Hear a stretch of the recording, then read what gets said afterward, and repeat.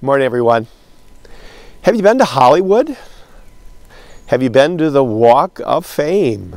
All the stars in the sidewalk. Well, it was on this date in 1960, February 8, that the groundbreaking occurred for the Walk of Fame.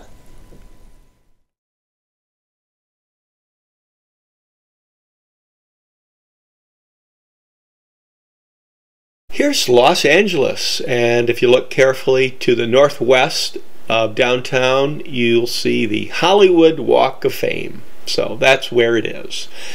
So here's a picture of Hollywood Boulevard in the 1950s. It was a little bit seedy, and people started to think we need to do something to attract tourists and bring some people to our part of the city.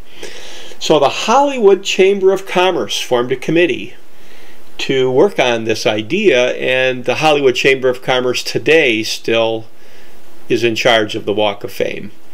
On the right is Harry Sugarman.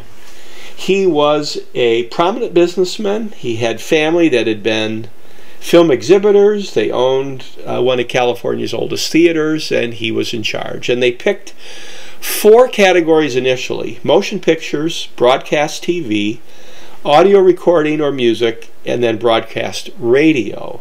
And in 1984 they added a 5th category, theater or live performance.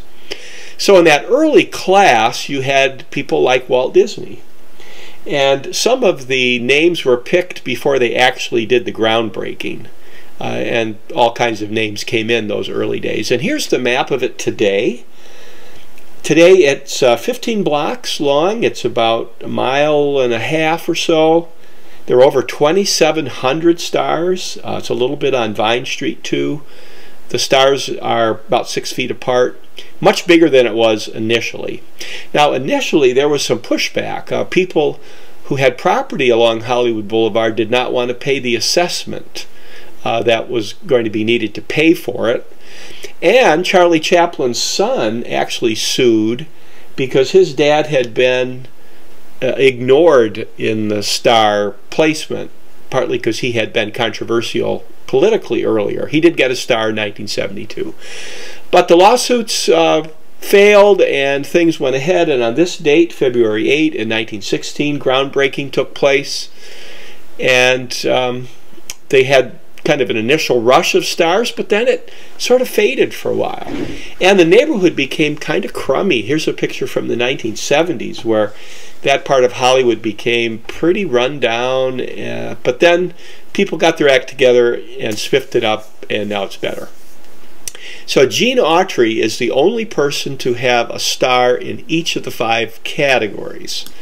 He was known as the Singing Cowboy a long time ago, but he was active in all kinds of areas of Hollywood. So he has 5 stars.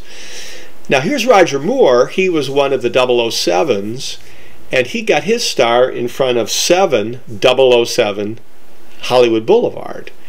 And Daniel Craig also got his star there. So some of the stars are in the sidewalk near places that have some significance to the person, like these 2 guys getting it at 007.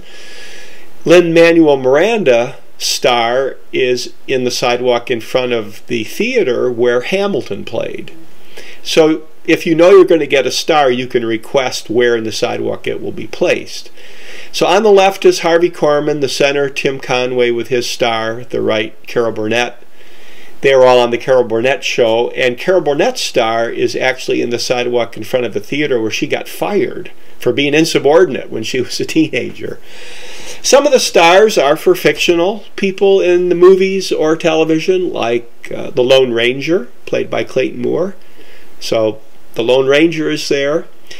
People related to the film industry or movies are there, like George Eastman has a star.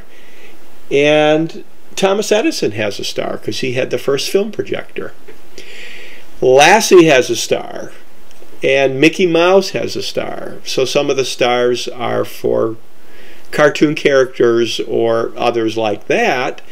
And one star, like this one for Apollo 11, they weren't even on TV, except they were when we saw them go on the moon. So that's kind of a cool star. So when you go to Hollywood, check it out. all the sights to see, but make sure you go on the Walk of Fame.